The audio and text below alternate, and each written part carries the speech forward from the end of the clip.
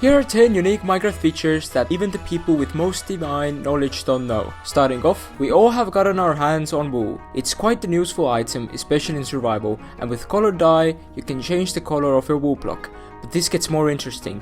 You can actually get wool when you shear a sheep, but when you shear a colorful sheep, the white spots under the wool don't change, and it is the same as before, which feels like an obvious continuity error. This doesn't get better when we give sheep name tag cheb underscore. Even though the sheep is now changing color, the wool we get is still the base color, and under the wool it still has the same white spots as before. Seems kinda suspicious to me. Bow is one of the most loved items within the Minecraft player base. In villages, it serves as a warning to everyone to go to their home when a raid occurs. For some reason, it's that one item that everyone takes when they visit the village. Villagers also have noticed this because buying a bow from a villager costs a fortune, unless you have an emerald farm, of course. Bow isn't a normal block you can interact with. Unlike crafting tables, furnaces and other types of blocks, the bow can actually only be rung from 2 sides when it's placed on the ground and 5 sides when it's placed on the roof. Not sure if we needed this, but now we have it. Next up is a feature that breaks the game, and I mean it. As the name Minecraft suggests, it consists of mining and then crafting,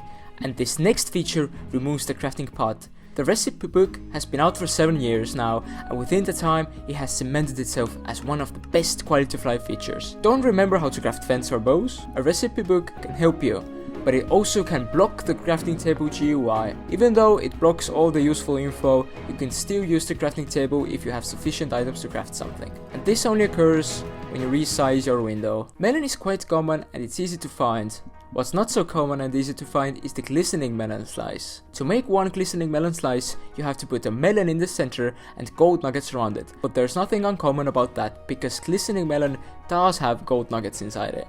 What's strange is that they are rotated in different ways, and seems like Mojang has thought about it, because they have actually changed it to match the usual melon, and then they changed it back. Talk about uncertainty. A furnace can be used as a perfect decorative block. Let's say you have a house, and you need to make a smooth transition from cobble to smooth stone. Well, a furnace can help you. The furnace has a very iconic design with a cobblestone-like texture on the top part and smooth stone texture on the bottom. Using this, we can make these cool walls that connect the 2 stone blocks. Oh, and if you noticed, the floor looks pretty cool. That's because I used the top part of a blast furnace to make it. Definitely something unique to use in your next build. Boats are the best way to travel in water, especially when you need to transport villagers from one side of a shore to another. But sometimes there is some land between water sources and you need to make tunnels. Here comes the unique feature part. When there is a water level difference between 2 water sources and you need to climb in altitude, then the boat can sink. But when you go down, then the boat can't sink. It doesn't sink even when you go down from a very large waterfall, but it's impossible when you need to go up with a boat. This next one will be quick. We talked about how melon has its melon block counterpart. The same goes for diamonds, emeralds, coal, and the list goes on. But for some reason, a coal replica that sometimes seem to be forgotten, charcoal, doesn't have a block variant. I definitely see a possibility that some player has a chest full of charcoal in the base. Oh, and also the possibility that you will smash that like button. There is this one feature in Minecraft that has saved me a lot of diamonds from being lost.